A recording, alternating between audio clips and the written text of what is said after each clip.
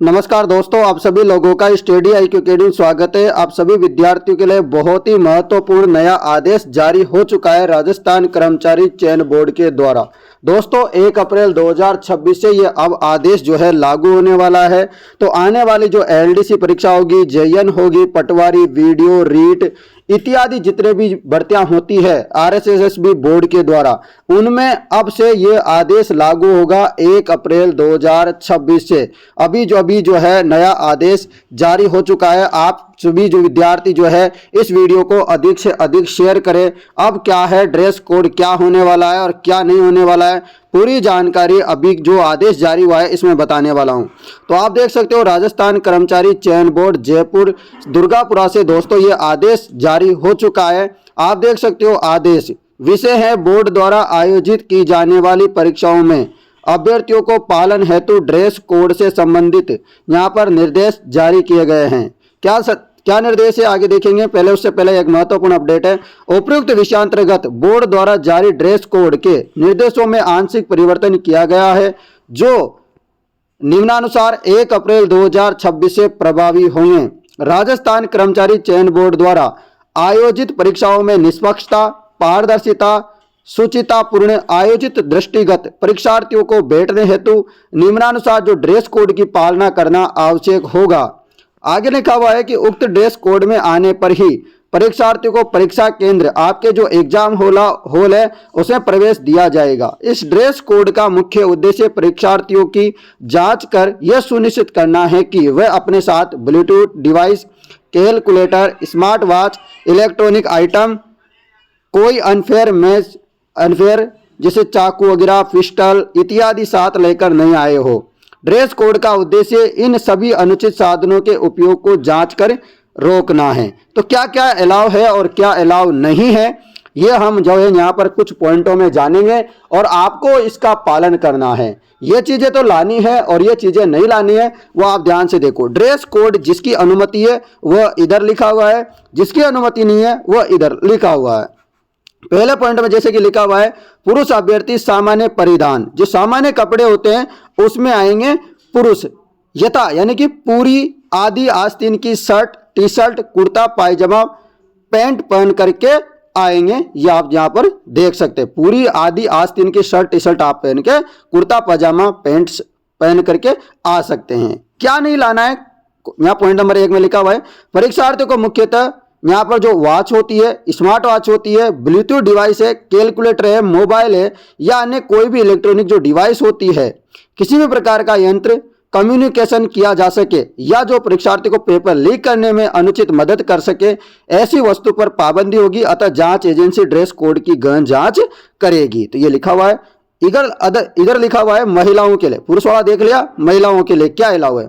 महिला अभ्यर्थी सामान्य परिधान यथा सलवार सूट में, चुन्नी या साड़ी में, आधी या पूरी आस्तीन की शर्ट, आधी या पूरी आस्तीन का कुर्ता ब्लाउज पहनकर, बालों में साधारण रबड़ बैंड लगा करके आवेगी। तो दोस्तों जैसे कि लड़कियां जो है आपने देखा होगा क्लिप वगैरह जो लोहे वगैरह के होते हैं वो लगा के आ जाते हैं, तो वो नहीं, बल्कि यहाँ पर प्लास्टिक का जो है जो रबड़ वगैरह आता है वो लगाना है। आगे क्या लिखा हुआ है, लिखा हुआ है अभ्यर्थी कोट, स्वेटर, पूरी बाहों की गर्म जर्सी जिस पर मेटल एवं बड़े बटन नहीं लगे हो उसे पहनकर आ सकते हैं, किंतु अभ्यर्थी को आवश्यक पड़ने पर जांच के समय उसे उतारकर जांच करवानी होगी। सर्दी के लिए है। आगे यहाँ पर क्या अलाउ है क्या अलाउ नहीं है, जो अलाउ नहीं है वो इधर लिखा हुआ है। तो देखो क्या लिखा हुआ है, पुरुष महिला अभ्यर्थियों को जींस पहनकर आने की अनुमति बिल्कुल नहीं होगी, कतई नहीं होगी।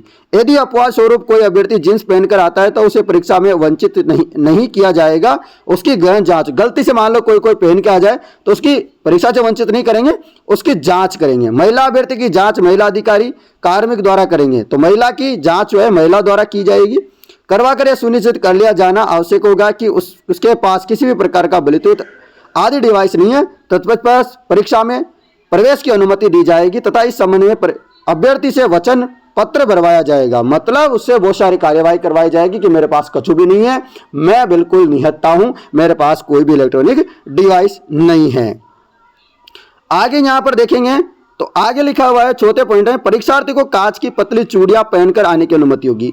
जो लड़कियां हैं तो परीक्षार्थी जो भी लड़कियां हैं पतली कांच की चूड़ियां पहन के आ सकती है। आगे लिखा हुआ है सादा कलावा, जो कलावा होता है जो लच्छा बोलते हैं वो सादा पहन के आ सकते हैं। जनेऊ, बहुत सारा आपने देखा होगा था, एक मामला हुआ था जनेऊ को लेकर, तो अब जो है जनेऊ यहाँ अलाउ कर दिया है। रुद्राक्ष भी अलाउ है। कंठी जिसमें किसी भी प्रकार का मेटल नहीं हो वह अलाउ है। हवाई चप्पल जिसको बोलते हैं स्लीपर, साधारण चप्पल। सैंडल, जूते एवं मोजे सभी छोटे टकने, छोटे एंगल वाले जो मोजे आते हैं वह अलाउ है, यहाँ पर अनुमति होगी। आगे लिखा हुआ है बेस अपनी, यह अलाउ नहीं है। अपनी वेशभूषा में बड़ा बटन, मेटल बटन, किसी प्रकार का ब्रोच यानी कि जड़ाऊ पिन या बेच या फूल आदि लगाकर आने की अनुमति नहीं होगी। किसी भी प्रकार की जेवरात या अन्य प्रकार की चूड़ियां, अंगूठी, ब्रासलेट पहनकर नहीं आना होगा, ये इधर लिखा हुआ है। आगे और लिखा हुआ है क्या नहीं पहन के आना है। परीक्षार्थी केंद्र में किसी भी प्रकार की घड़ी, धूप का चश्मा, बेल्ट, हैंडबैग, हेयर पिन, गड़ा, ताबीज, केप, हैट ये लगा के नहीं आएंगे। जो चश्मा होता है, जैसे जो मेरे जैसा चश्मा लगाता है उसके चश्मा पहन के आ सकता है, ठीक है ना। जो मतलब जिसके नंबरों की चश्मा है वो तो पहन के आ सकता है बिना, परंतु जो नॉर्मल चश्मा होता है वो नहीं पहन के आना। यदि कोई अभ्यर्थी धार्मिक प्रतीक चिन्हों को धारण कर आता है जिसमें किसी प्रकार का मेटल लगा हो हुआ ना हो तो उसे पहन के आ सकता है। मतलब कोई विद्यार्थी है जो अपने धार्मिक चिन्ह वगैरह की जो है चीजें पहन के आ जाए, परंतु उसमें मेटल नहीं हो तो वह अलाउ होगा, और मेटल होगा तो अलाउ नहीं होगा। जिन चिन्हों की नहीं उतराया जावे, तो जो चिन्ह वगैरह पहन रखे हैं उनको उतरावे नहीं जाए। शंका होने पर उनकी गहन जांच कर सुनिश्चित किया जावे कि उसमें कोई ब्लूटूथ वगैरह नहीं है। ये समझ गए। इधर अनुमति नहीं है, वो देखो scarf, stole, shawl, muffler, tie, metal chain आदि, जर्किन, ब्लेजर पहनकर आदि शामिल नहीं होंगे, ये चीजें नहीं होनी है। आगे देखिएगा दोस्तों, यहाँ पर लिखा हुआ है क्या अलाउ नहीं है। 6 नंबर पॉइंट में देखो, यदि किसी अभ्यर्थी के पास गेट पर चेकिंग के दौरान ब्लूटूथ डिवाइस, कैलकुलेटर वगैरह वगैरह चीजें मिल जाती है, जानबूझकर गलत मंशा से लाया गया है, तो परीक्षा से अपात्र करने के साथ जांच नियमानुसार कार्यवाही भी की जाए। ठीक है दोस्तों। तो दोस्तों यहाँ आगे देखिएगा 8 नंबर पॉइंट लिखा हुआ है, ये अलाउ है।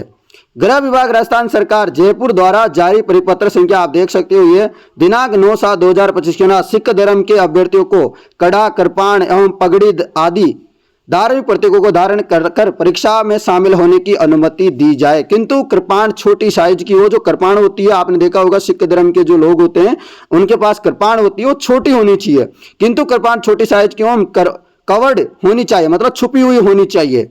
परीक्षा टेबल पर रखने की अनुमति नहीं है। जैसे कि कृपाण को कोई टेबल वगैरह पर रख दे तो वो अलाउ नहीं होगा। परीक्षा टेबल पर रखने की अनुमति नहीं है। इन अभ्यर्थी को गहन जांच के लिए परीक्षा केंद्र को 2 घंटे पूर्व उपस्थित होना। अभ्यर्थियों के उक्त वर्णित प्रतीकों में कोई संदेहास्पद उपकरण डिवाइस ले जाने पाया जाता है तो उसे परीक्षा हॉल में नहीं ले जा दिया जाए। यह महत्वपूर्ण जो है यहाँ पर लिखी हुई है, जो आप देख सकते हो। और नीचे लिखा हुआ है एक अंतिम आपके लिए नोट कि यदि किसी वस्तु को पहनकर आने में या ड्रेस कोड में शामिल होने के संबंध में संदेह या विवाद हो तो इस संबंध में केंद्र पर परीक्षा से जुड़े केंद्र अधीक्षक का निर्णय मान्य होगा अंतिम। तो दोस्तों ये यहाँ पर जो अपडेट थी और यहाँ पर जो पॉइंट थे, 8 पॉइंट तो थे यहाँ पर लाने की अनुमति वाले और 6 पॉइंट थे जिनकी अनुमति नहीं थी। वो सारी चीजें मैंने आपको बता दी। ये जानकारी आप लोगों को कैसी लगी? जानकारी पसंद आई है तो आप इस वीडियो को अधिक से अधिक शेयर करें। आशा करता हूँ आपको बहुत ही अच्छा लगा होगा। जय हिंद दोस्तों, जय भारत, जय जवान, जय किसान। मिलते हैं आपसे कुछ नई और अपडेट के साथ, तब तक जय हिंद मित्रों।